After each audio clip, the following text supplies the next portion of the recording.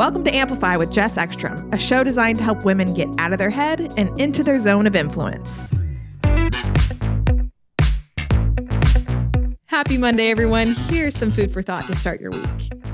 Sometimes I think about, with Mic Drop Workshop, if by bringing together a women's group and by separating women speakers from men speakers, am I just furthering the narrative that genders need to be separate in order to be heard? But then I think about where I was a kindergartner and all of a sudden you start learning the presidents. And I remember like my classroom had pictures of the timeline of presidents all around the room. And of course, you start to think to yourself, well, there's no women up here. And so in order to be a president or in order to do something big, I have to be a man or I have to look a certain way. And that's where I realized that no, right now in this season, in this era that we're in, Mic Drop Workshop being exclusively for women and helping them get their voices heard on stage when historically we haven't done that is totally necessary. And I want to use this episode to talk a little bit more around the facts around not just women's empowerment, but just like a state of the union for women right now. So I don't mean to be a Debbie Downer, but at the current rate of progress, it may take close to 300 years to achieve full gender equality.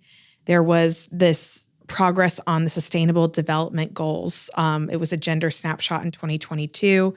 And at the current rate of progress, the report estimates that it will take up to 286 years to close the gap in legal protection and remove discriminatory laws, 140 years for women to be represented equally in positions of power and leadership in the workplace, and at least 40 years to achieve equal representation in national parliaments.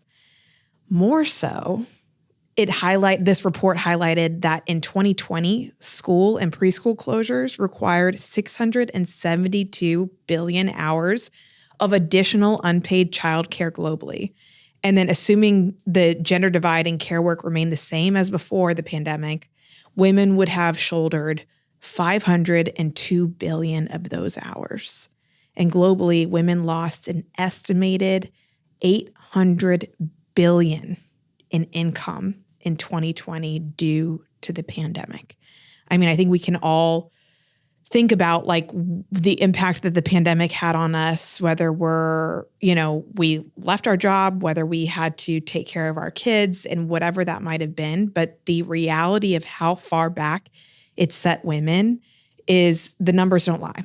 So you might be thinking to yourself like, well, thank you for the depressing women's history lesson and the update of where we are. But what does all of this have to do with public speaking or like with what I want to do for a living, sharing my words as a thought leader? All of this has to do with public speaking for two main reasons. One, it's important to note that you're living in a society that has historically suppressed women's voices. And when we know that like the chess pieces are strategically placed against us, then we can go onto the board with eyes wide open and knock them down.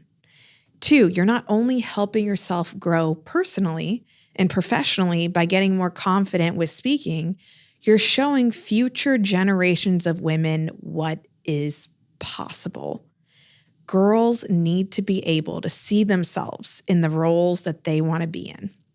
I know that going back to that kindergarten classroom where myself and millions of other girls are scratching their head, learning about the presidents or people who have shaped history that don't look like them. And now I'm not saying that you need to learn to speak to run for president, although, that would be great, or even get political or commit to any kind of world-changing advocacy. But what I am saying is that just by speaking up, whether it's in line at the airport when a man cuts in front of you or in front of a board committee, you are putting a tally on the scoreboard for women's equality, and you're showing young girls what's possible for them. So I will leave you with this. Change happens when we change the conversation.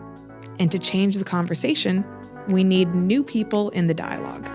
So who can you invite to the table? Thanks for listening to Amplify. If you are a fan of the show, show us some podcast love by giving us a rating and review.